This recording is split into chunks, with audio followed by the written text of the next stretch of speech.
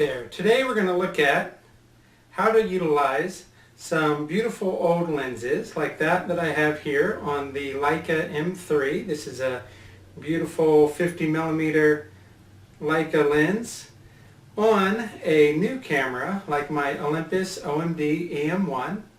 And what I have mounted on it now is another 50mm Leica lens. This is a 1.4 Leica lens, so very bright lens, very sharp, and has just some excellent features to it. So without further ado, we're going to talk about how we can make these old lenses work on these new cameras. One of the main advantages of the OM-D body with rangefinder lenses is its size compatibility.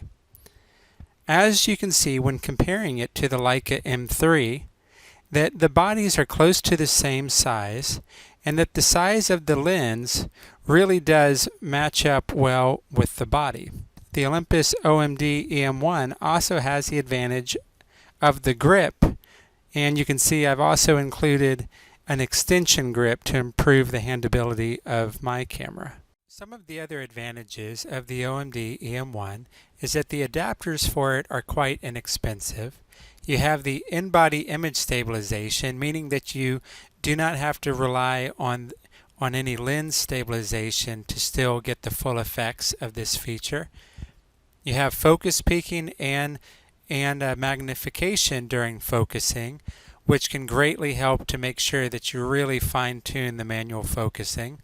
You have live view through the LCD screen or the electric viewfinder, which helps both with focus peaking, magnification, as well as getting the exposure just right. You can reap all of the other benefits of OM-D's various settings, filters, high ISO, low noise, etc. And this is a great way to get those legacy lenses off the shelves and out of the camera bags and actively used. So now we're going to look at how we actually put the lens onto the camera. First, I like to actually put the lens onto the adapter, and the red dot on the lens matches up with the lens release. And we have a similar red dot on the adapter and on the camera. Just pops, twist, and then you're good to go.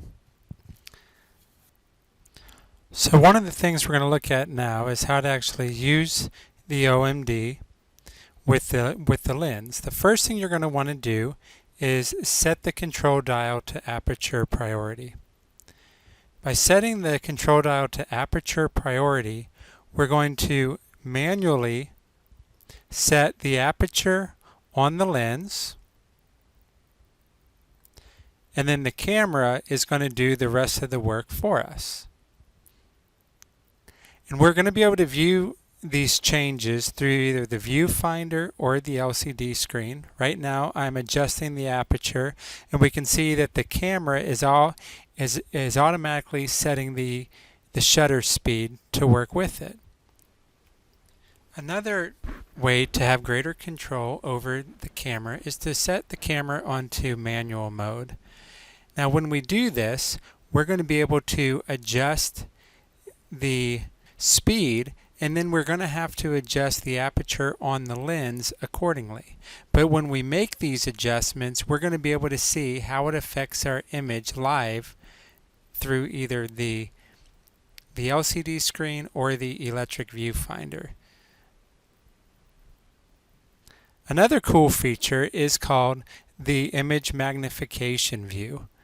And this is very handy to use when we're trying to fine-tune focus using our manually focused lenses.